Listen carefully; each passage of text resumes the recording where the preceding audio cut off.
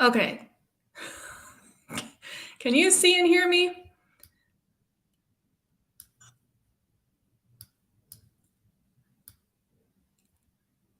It's been a minute. I forgot how to do this.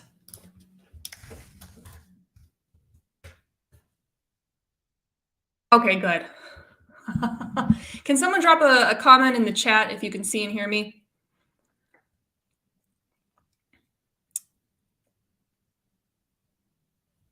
Oh boy.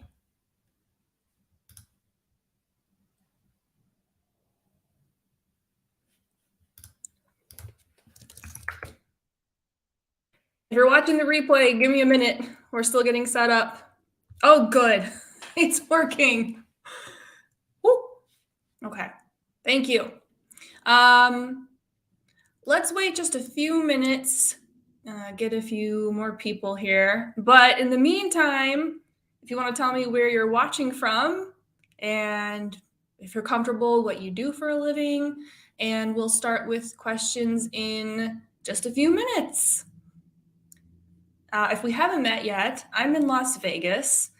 It is a very crispy, I don't know, it's probably in the 60s today. We are fully in fall, which in Vegas doesn't mean a whole heck of a lot. We're in the desert, but it's still cooling down here. We're just going to give another minute or so for people to join. Feel free to start dropping your questions in the chat, and I'm just going to go through them one by one. Ike, Austin, Texas. Hi. Thanks for being here. How's the weather in Texas? Probably a little more humid than what I'm used to. All right, so just a little overview of why we're here. I'm going to be on this live stream for about an hour, and what I wanted to do was just answer as many questions about freelancing as I can. So what you can do is just drop them right in the chat on YouTube, and I will go down the line.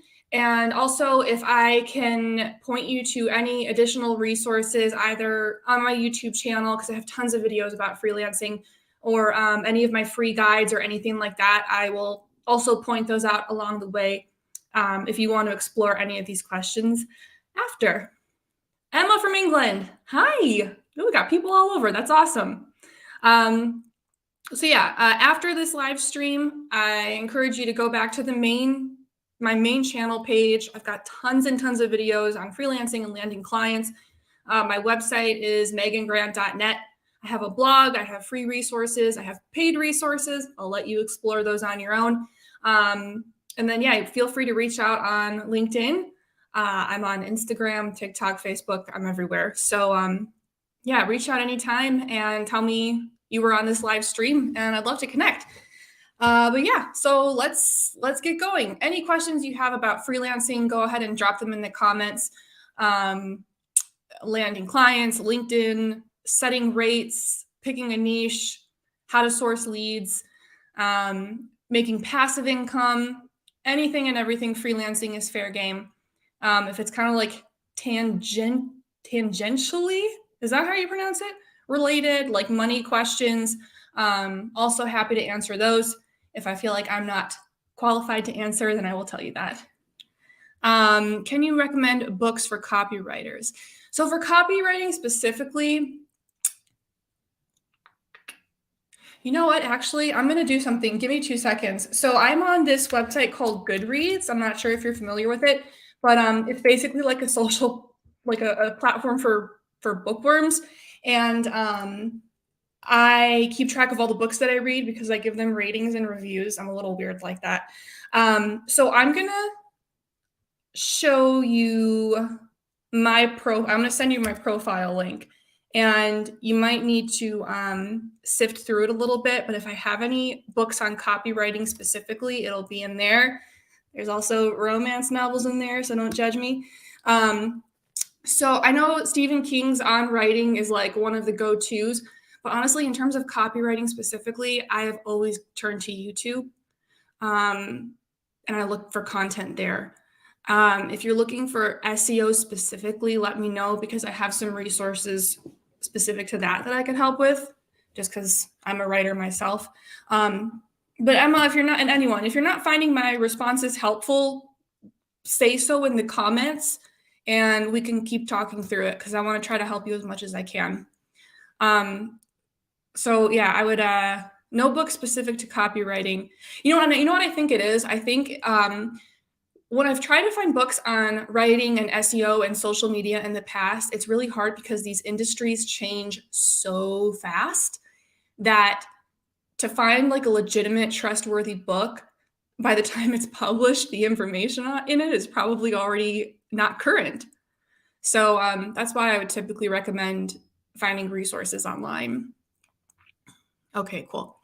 Let's see. Next one. Is it worth pitching companies around the holidays?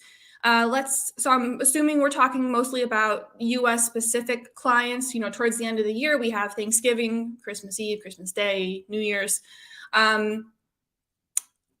In the days before the holidays, I would say yes. But as always, I would be really mindful of following up. Everyone's different, but like most companies, they have like Thanksgiving and Thanksgiving observed. So a lot of companies are closed Thursday and Friday this week. Thursday is Thanksgiving, and then Friday is like, you just get it's the second day off. Christmas is usually the same, but some people kind of check out for the entire rest of the year. Some people might take a couple weeks off. So just be mindful of that, and definitely set yourself a reminder to follow up with them in the new year. You might need to follow up a few extra times just because their inboxes are going to be super busy. I would not send out any emails the day of a holiday. If you are working on a holiday, which I hope you take time for yourself, schedule them to go out on another day. But yeah, you can pitch around the holidays. Just remember, who you're talking to might not even be in the office, but they'll be back, hopefully. Do you track the engagement rate of your LinkedIn posts? I came across a formula to calculate engagement rate, but not sure if this is worth tracking. A formula. I'd be very curious to hear what that is. So when we're talking about the engagement rate, I do... Hi, Sakib. I hope I said that right. I'm sorry if I didn't. Checking the engagement rate. So yeah, I do monitor my posts. I'm mostly looking at number of likes and comments, especially comments and shares. So now how I use this information is I will compare the posts to each other. More specifically, when I'm planning out my content for LinkedIn, sometimes I will try to have themes. So one tip might be one post might be a few tips, one might be a checklist, one might be an image-based post, and I'll compare them to each other. In the past, when I've done that, long-form text-based posts have always done best for me. It takes time. It is not overnight. It snowballs over time. So yeah, I am looking at the engagement rate. I know LinkedIn analytics aren't the best. They're not the most robust, but if you're paying attention even to just likes, comments, and shares, that's going to tell you quite a bit. In terms of this formula, depending on how in-depth it is and how much time it takes you, I would be careful not to spend too much time on that. And the only reason I'm a little bit skeptical of this is because nobody knows with 100% certainty how any algorithm works. We don't know for sure how LinkedIn ranks our posts. We have an idea. We know that LinkedIn pushes our content out to a small crowd of people. And if it does well and it starts getting engagement, it pushes it out to more and more people. But algorithms in general, whether we're talking about LinkedIn or Google or whoever, they're very, very, very complicated. We will never know the details. So just be careful how much time you're investing in that. Definitely track engagement, but don't worry about being perfect with it.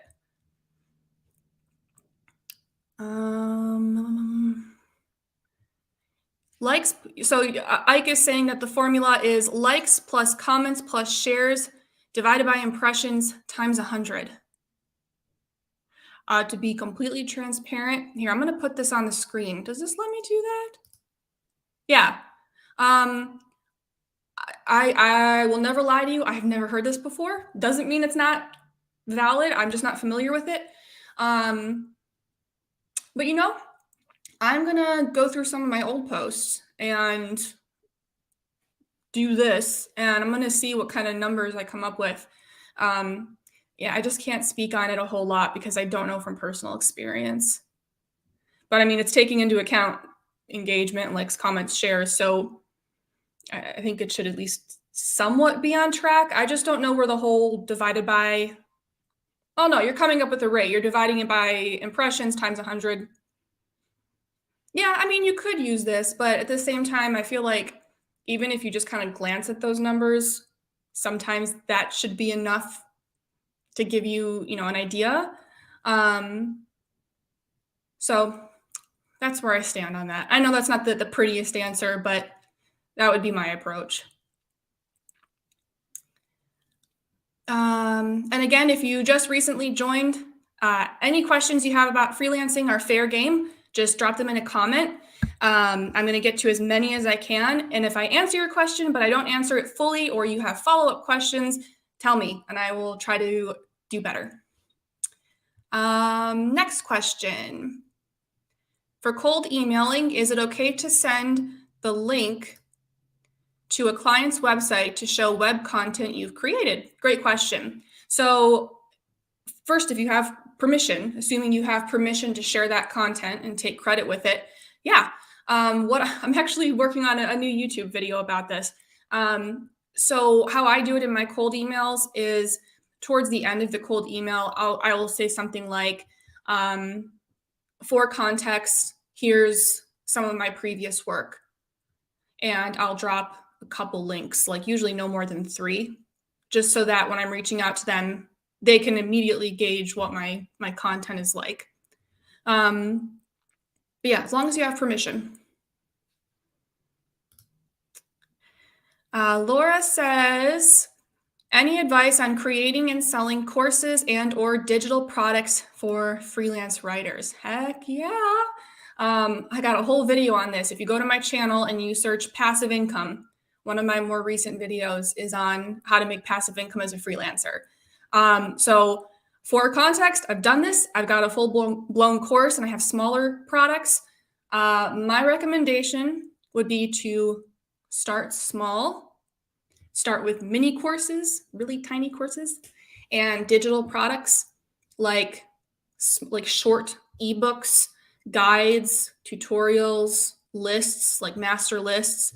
For example, I have a product that's a list of 189 profitable freelance niches, excuse me.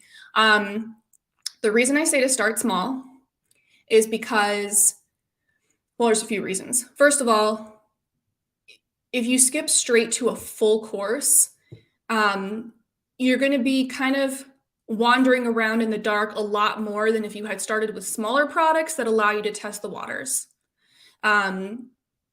Smaller courses make it much easier to figure out what sells and what doesn't, what people like, what they don't like, and it's a good opportunity to gather feedback. And also, when it comes to making passive income with digital products, you need a lot. Like, you can't sell one product and that's it.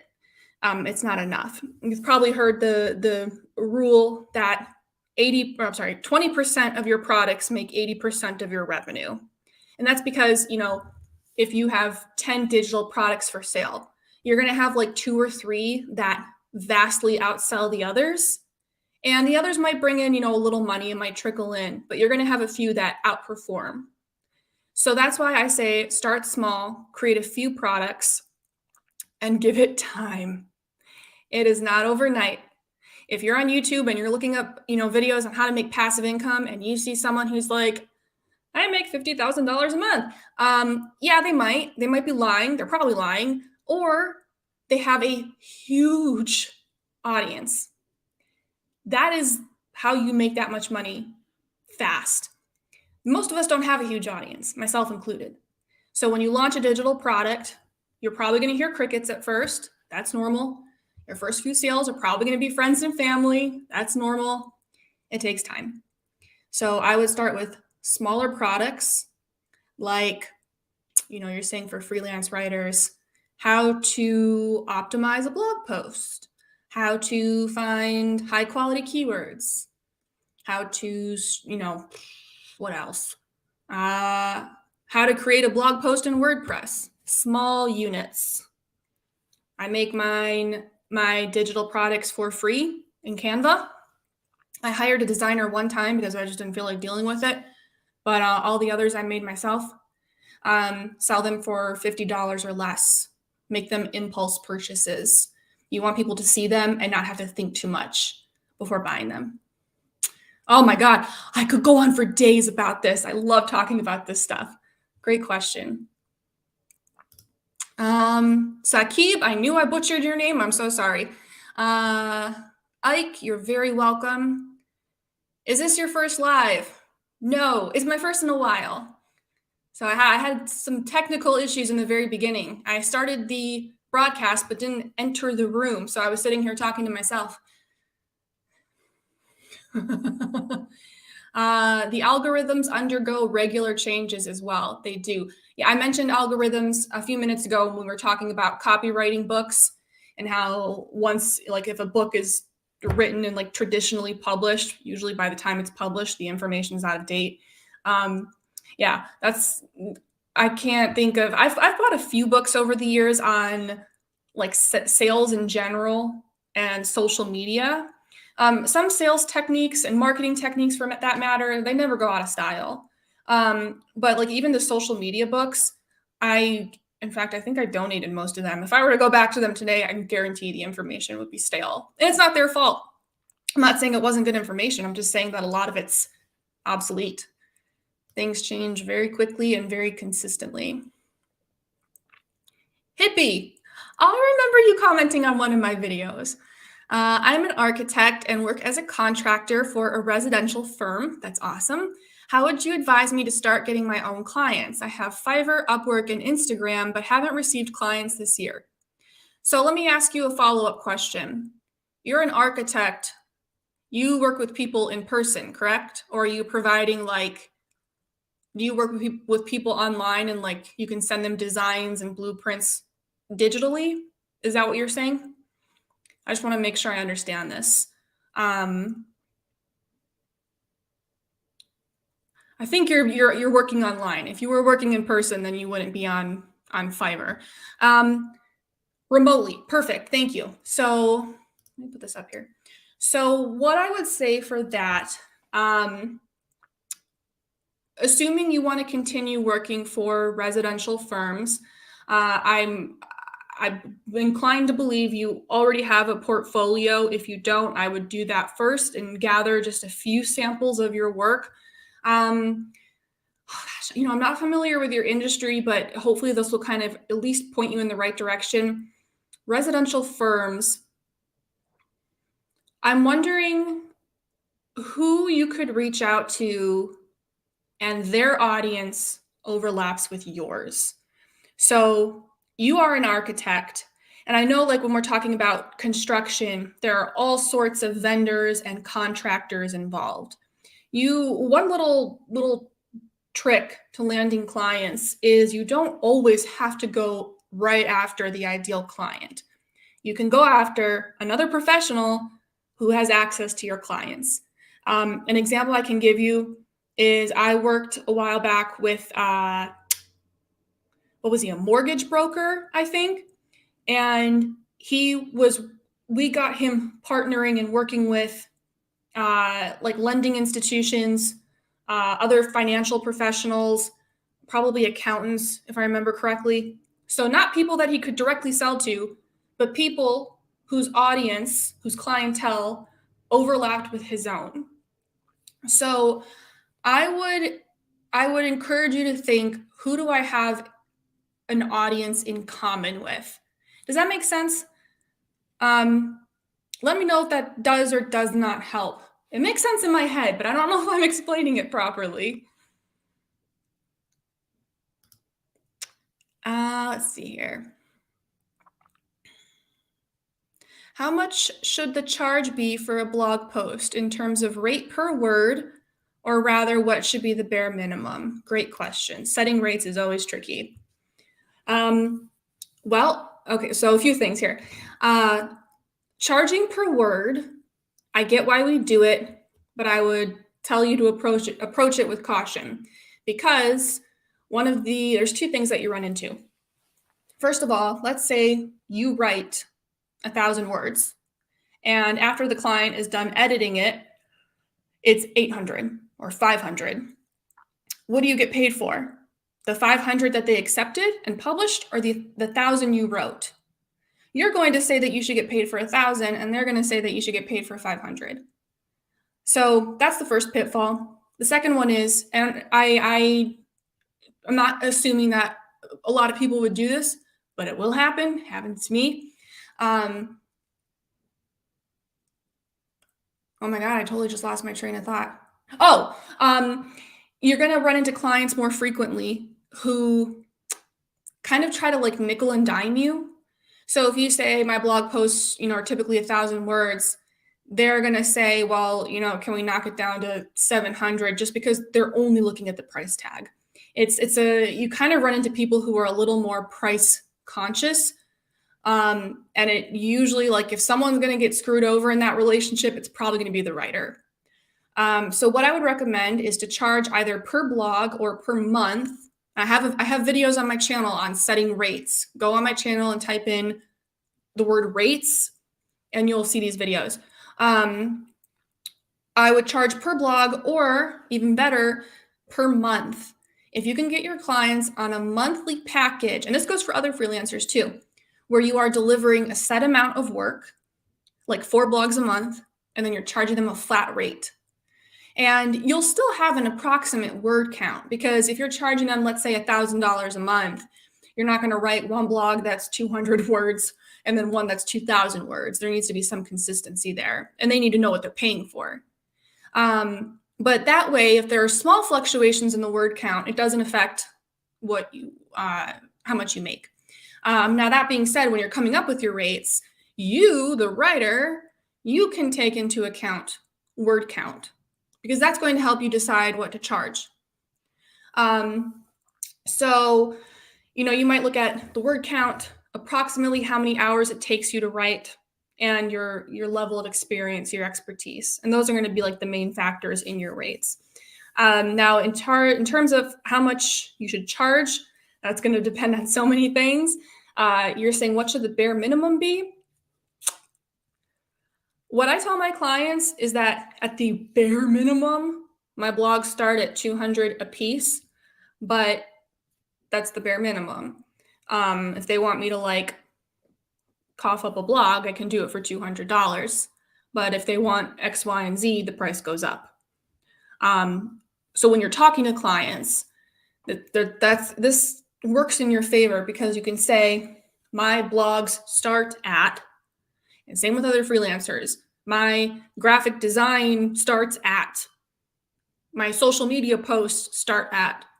Tell them your bare minimum, and then say, and the rate goes up depending on the specifications. Also take into consideration your niche.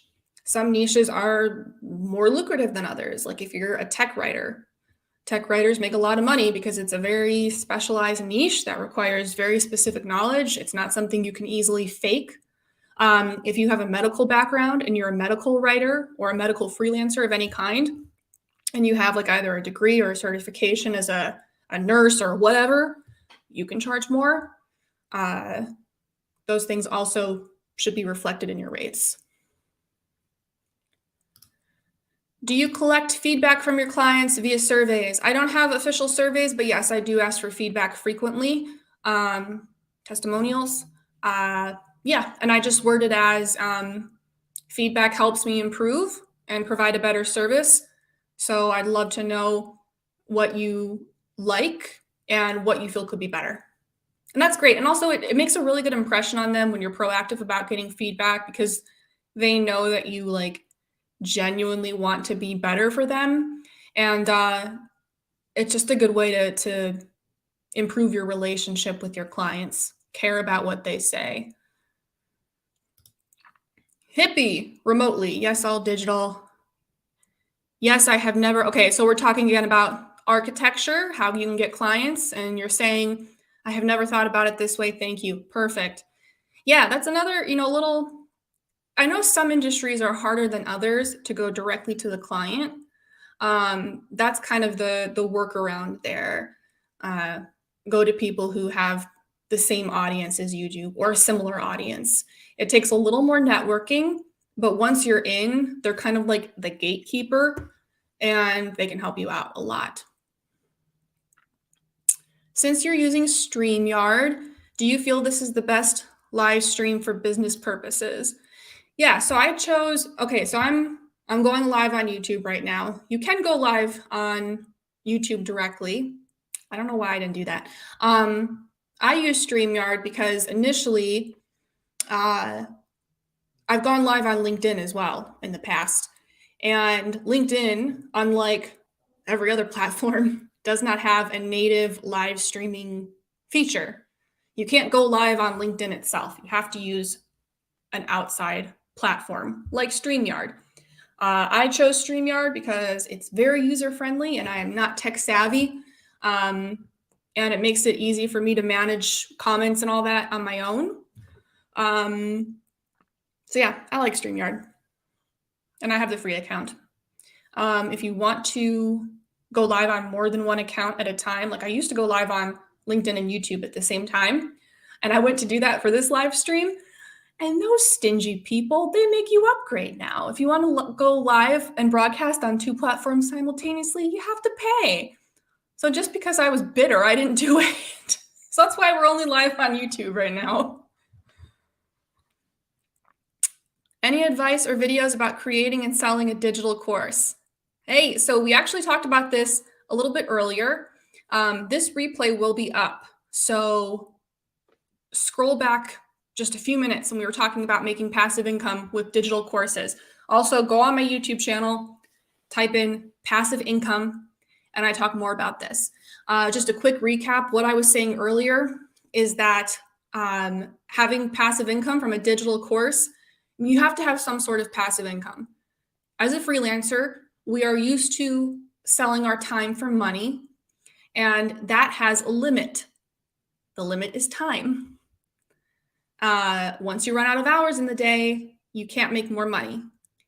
And furthermore, if you don't work, if you get sick, if you want to have a baby, if you go on vacation, you don't make money.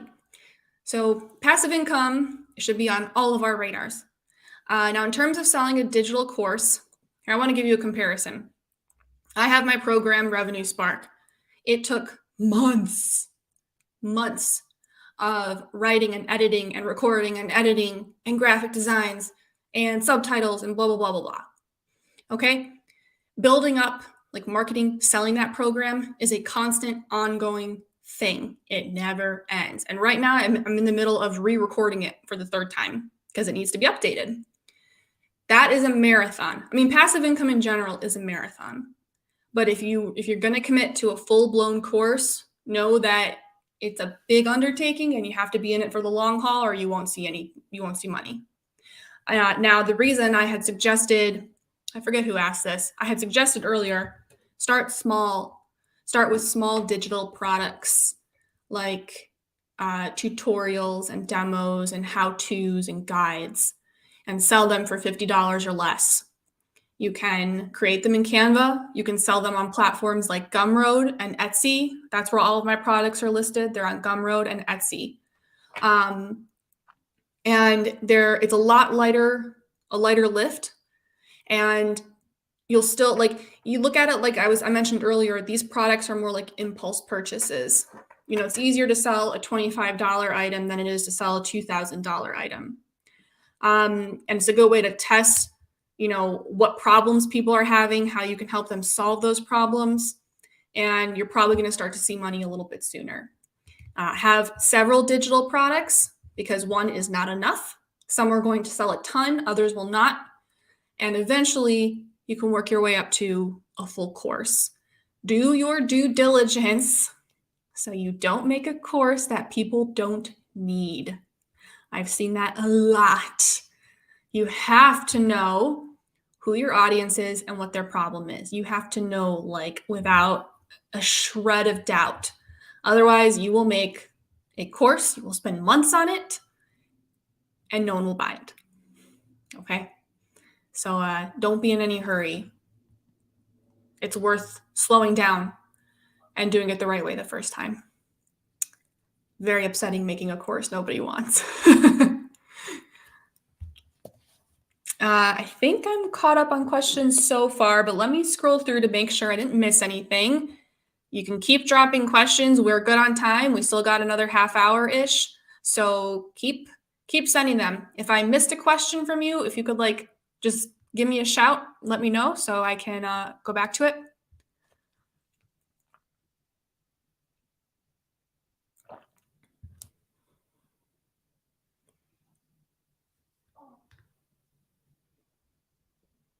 Okay.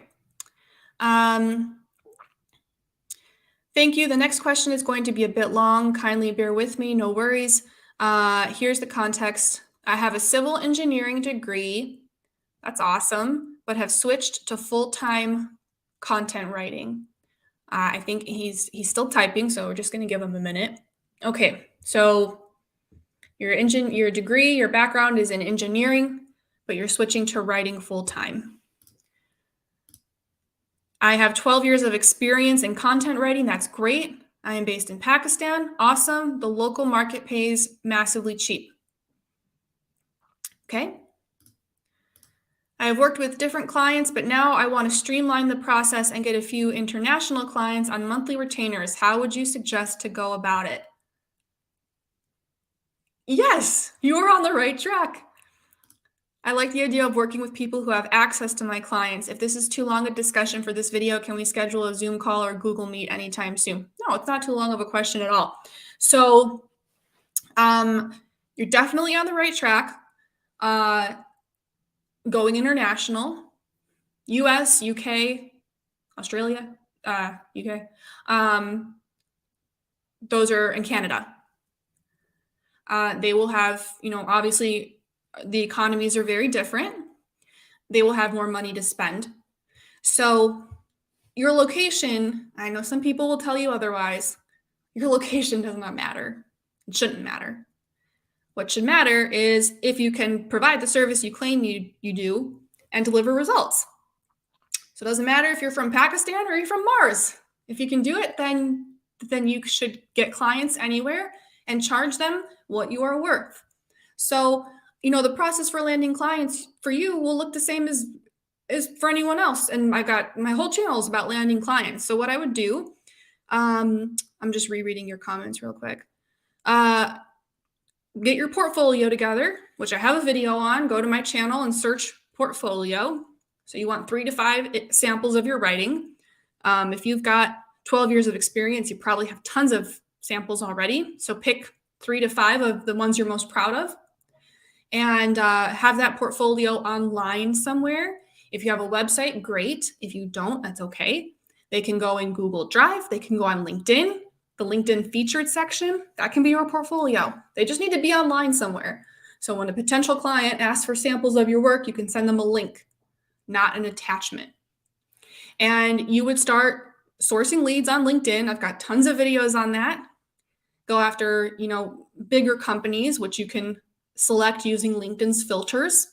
You can target by employee size and start reaching out to people in your niche and pitching your services. I've got tons of content on this. But yeah, I would highlight your experience, and especially if the content that you want to write, if your niche is even indirectly related to your degree in civil engineering, that's very specific. That's kind of like what we were talking about earlier with tech. If you have an engineering degree and the content that you want to write is somehow related to engineering, you should mention, I have a degree in civil engineering and I've been writing for 12 years. Clients are going to hear that and they're going to be like, okay, this is good. So I think you're in a great position.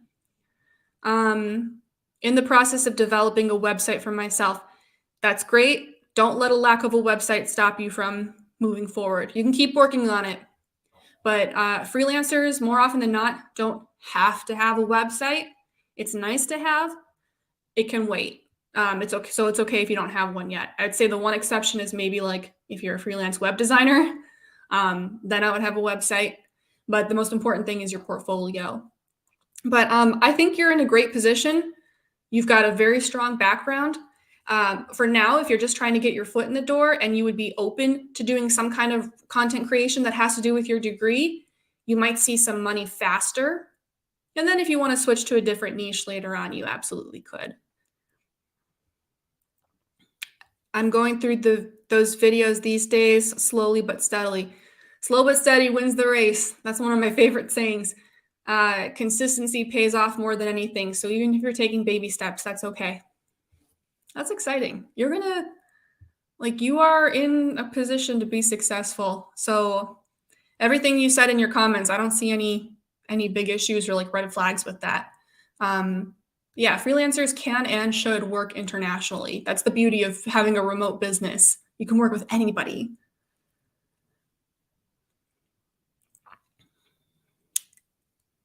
I'm just catching up. Give me 1 second.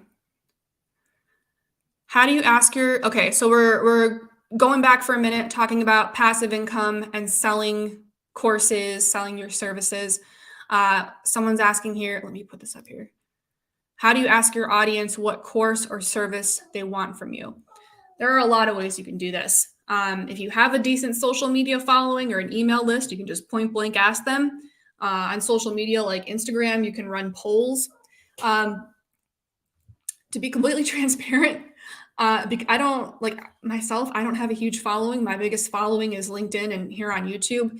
And like to get a decent sample size, like pool of data about what people need just from polling your audience, unless you got a huge audience, it's not going to tell you so much. So what I would suggest you do is look into what people are searching for online.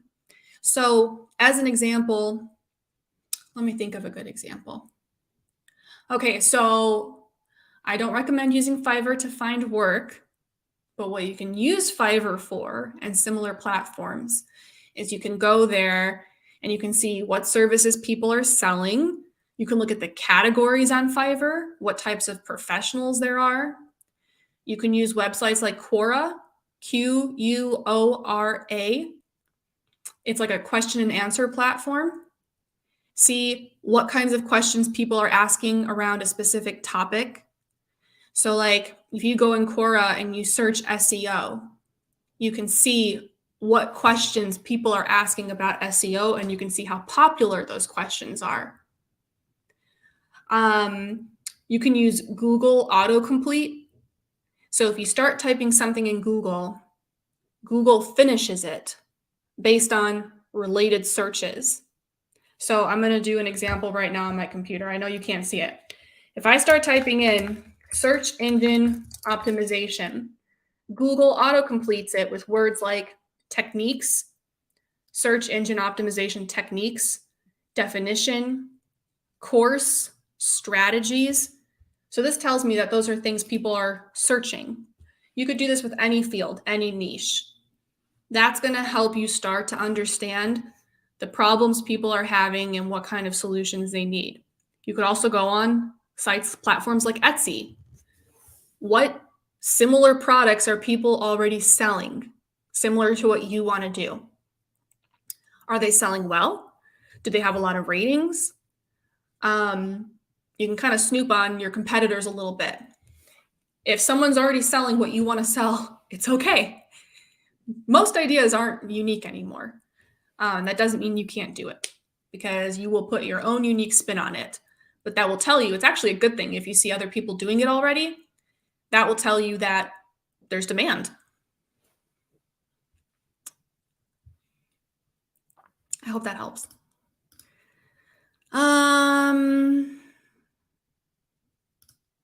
Are you experienced about creating and selling digital books on Amazon Kindle? If so, do you have any advice from a personal perspective or from clients you know? So this was a personal project. I published one book Uh, it's for sale on Amazon. Um, the one thing I can say about self-publishing anything on a platform like Amazon is be prepared, and I would say this with any product, be prepared to market it. Amazon's nice because it brings you the traffic, but people aren't just going to magically find you. So still be prepared to go through promoting it and marketing it and selling it and mentioning it and trying to get it featured on other websites. Amazon is, I don't think it used to be this hard, but it is so saturated. And it's so saturated with really low quality stuff because anybody can publish there, can sell. But it's every platform is going to have its pros and cons, and Amazon is no different. I would just say, like with any digital product, um, if all you're interested in is creating the product and not selling it, selling any type of digital product or ebook, you're going to have a hard time with it. Now, if you're okay with all those things, then Amazon makes it super easy. They have a lot of you can optimize your listing, Amazon SEO, and it's pretty user friendly. So I'll give it a shot. Like if you have your product and your cover art, you might as well. And I saw some sales. It's mostly from people I knew.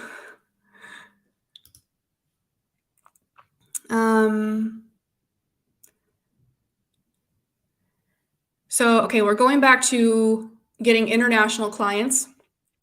The problem I have faced so far is that companies want to hire remotely, but from specific locations only.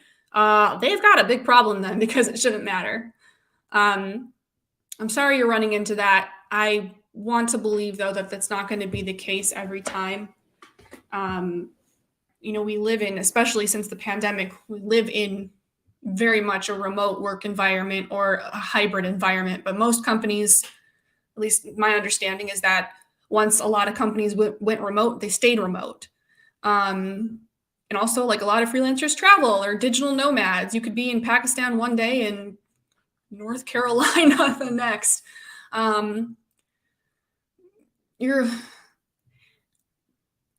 you looking for clients mostly on Upwork, like on job boards and bidding sites? Because now I'm wondering if that's the case, because I remember on those sites, they'll say things like US applicants only. So if you're looking for clients there, I'd get off those platforms. If you're looking for clients on LinkedIn, which is what I do, your location, ideally, it shouldn't even come up in the conversation. It shouldn't matter. There are going to be exceptions to every rule. Like if you were, this is a very specific example, but if you were like a legal writer, you wrote for law firms where laws are very different from country to country, even state to state, that I've seen before where people are like, must be US based or must be located in this state. That I get. That's a legal thing. But otherwise, your location really just shouldn't matter. Why else would people ask? I mean, the only other reason I can think of is sometimes setting up payments internationally can be really tricky. But even then, like there are so many different apps and tools that you can use for that these days. Even that shouldn't be a hindrance. Is it true audiobooks are way less saturated? I can't say from experience, but I would guess, because there's that like extra step involved of either having to record it yourself or hiring like a voiceover artist. I just can't speak on it personally, but it is something to look into at least. I mean, I'm sure you could find, I honestly don't know. I don't know what the process is for hiring someone to do your audiobook. I know a voiceover artist. I can recommend someone, but outside of that, if you have, budget to hire someone, it's worth a shot. And I know also like with Amazon, with audiobooks, depending on if you have, what is it, Audible? If you're paying for Audible, you can just get the ebook for free, essentially. Yeah, I'm sorry. I know that wasn't the best advice. I just don't know a whole lot about it. Okay, so you're not getting clients off of Upwork, you're getting them on LinkedIn. Then, I mean, what I would tell you at this point, if you haven't, depending on how many leads, how many potential clients you've talked to, if you're early on in this process, which it sounds like you are, I think you are, then I would, oh, you're saying LinkedIn, but through job postings that are there. Oh, that's the problem. If you want to freelance, don't apply to job postings. Do these job postings say freelance on them? Here's the tricky part. Let's talk. This is a good. I'm glad you brought this up. So, this is where things get a little iffy.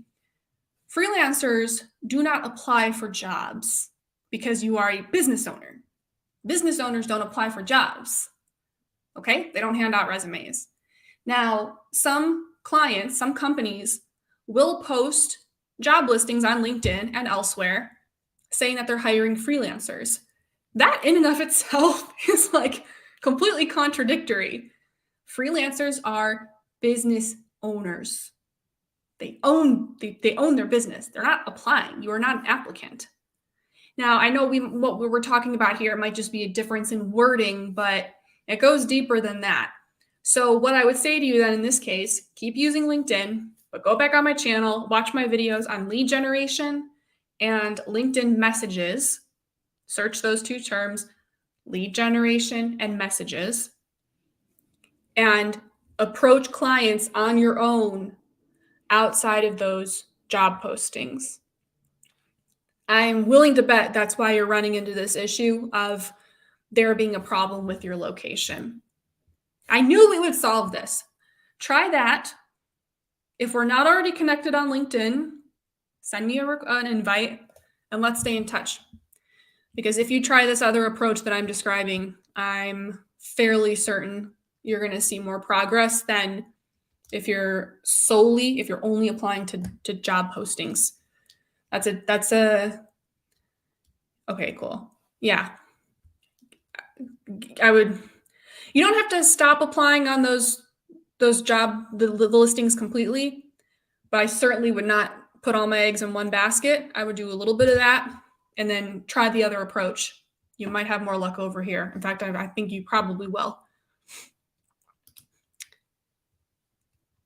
Let's see here. Give me 1 second.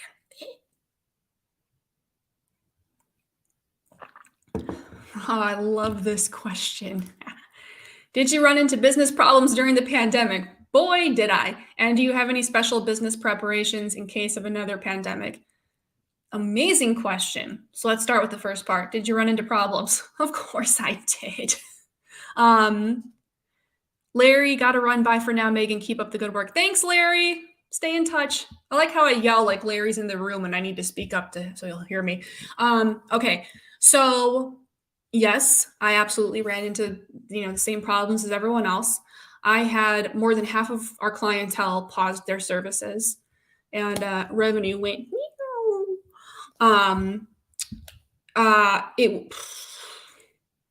It was bad for everyone. It sucked. It absolutely sucked. It was very heartbreaking and very frustrating, and it all happened within like a week. I lost all these clients, and I remember just like. We spend years building up. Anyhow, boo-hoo, poor me. Everyone went through the same thing. They all came back. And then my business actually slingshotted back up. And I understand I was very, very fortunate. I'm grateful for that. So yeah, my business wasn't immune to it. No one could have known that was coming. Now, even better question. Do you have any special business preparations in case of another pandemic? God willing, we never see this again in our lifetime. First, before I forget, go on my YouTube channel, type in the word recession. I have a video on freelancing in a recession. And that talks about this a little bit. So what I have been focusing on more, it's going to sound very repetitive, passive income. I have spent more time building more streams of passive income, um, because that didn't slow down during the pandemic, and it hasn't slowed down now. In fact, I don't remember the exact statistic, but there is a number out there that money made from e-learning, online courses, shot up during the pandemic. It skyrocketed. And that was because everyone was home. A lot of people had lost their jobs or had been furloughed. And so a lot of people took that time to try to learn a new skill, build their own business, or even people just taking courses for like a hobby for fun. So that was interesting. You'd think it'd be the opposite. It wasn't. The money went up. Um, so passive income streams. I launched another digital product, cranking out more YouTube videos, because a lot of my students for my program, they originally find me on YouTube. So I thought, okay, double down on what works. Also, just trying new things that I haven't tried in the past. Like I've been more active on TikTok and Instagram. And then another thing, going after slightly bigger companies. This is something you can be doing regardless, but I expanded my outreach a little bit to go after bigger clients than I normally would. And my hope with that was that it would give me a little bit of cushion, because if a company's a little bit bigger, I would hope that would mean that they're a little more financially secure. So when stuff like this happens, we're seeing all these mass layoffs right now, which is so unfortunate. But I will still argue that having a clientele that's made up of bigger companies is probably going to bring you more security than smaller companies. So I had to change my approach a little bit there. And again, it wasn't this like huge drastic change, but like in general, I don't typically work with brands with really low budgets.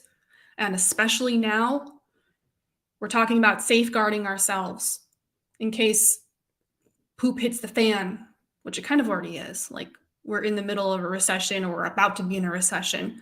I can't commit time or energy to clients who can't pay. And, I've got a team of people, like I'm thinking about them too. This isn't just about me.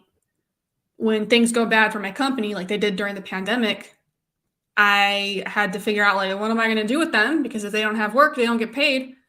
And I was prepared to continue paying them approximately what they were used to, even if I didn't have the work for them. And fortunately, that didn't happen. The clients all came back in time. It was fine.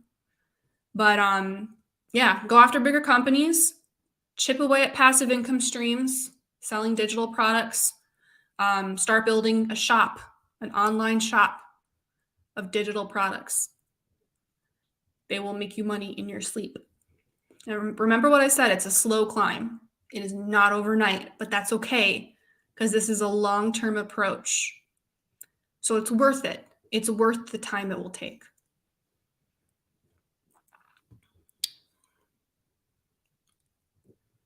A week. Yeah. Oh, yeah. I mentioned that I lost half my clients in a week. Yeah. It was bad.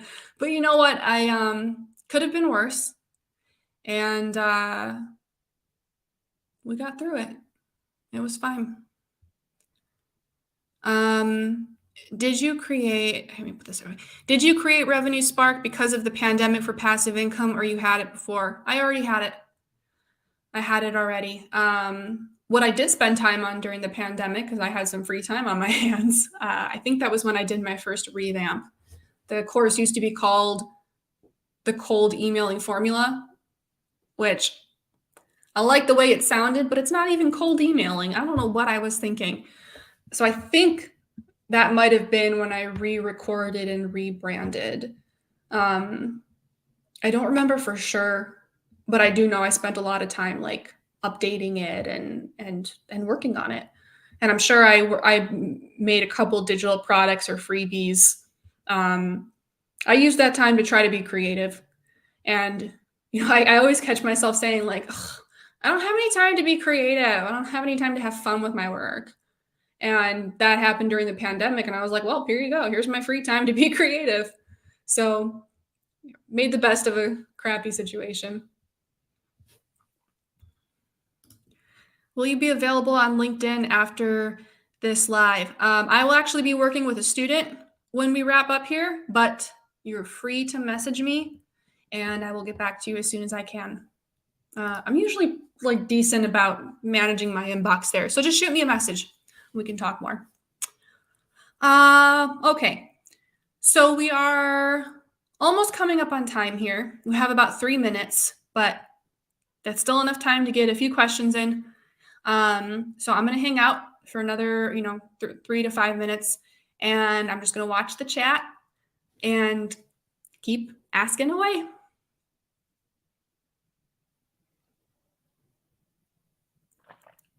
I hope this was helpful. And if, like I said, if anything we already discussed, if I didn't answer it fully or, to your satisfaction, tell me and we can talk about it more.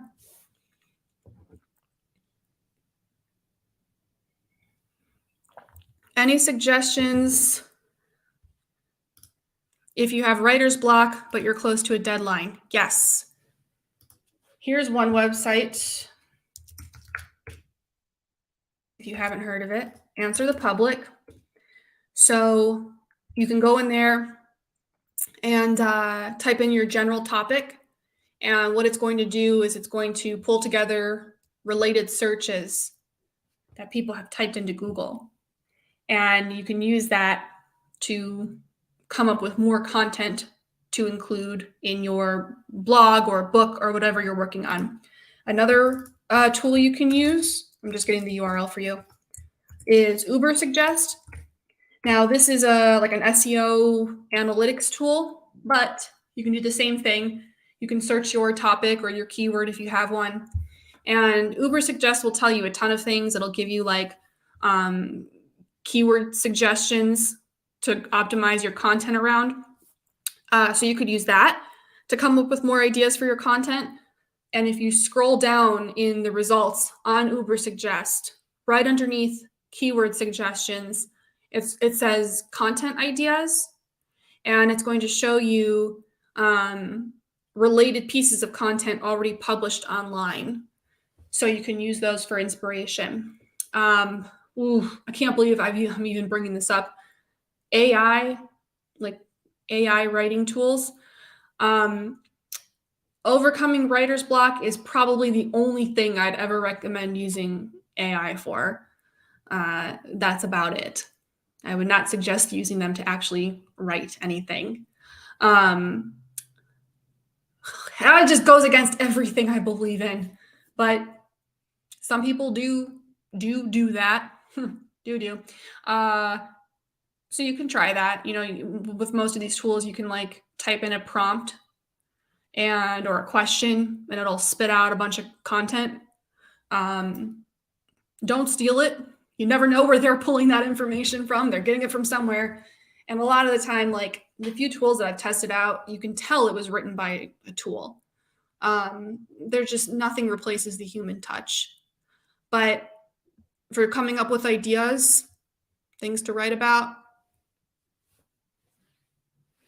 yeah, you could do that. I hope those help.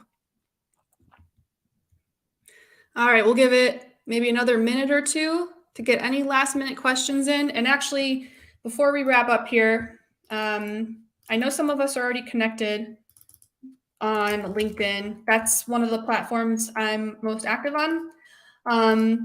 So here's my profile. And if we're not connected yet, send me an invite, or you can reach out anytime. Tell me you were on this live stream so I know where you found me.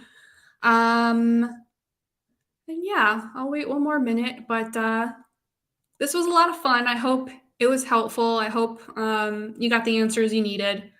I do want to do this again in the future. I love going live. I want to be doing it a little more often. But yeah, that's it.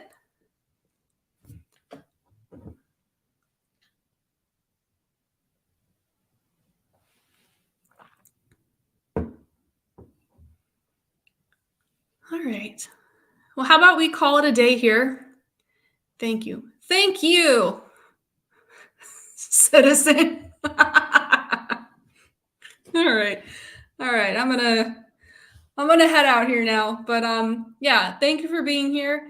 And can you please post those links to content sites on your comments? I did.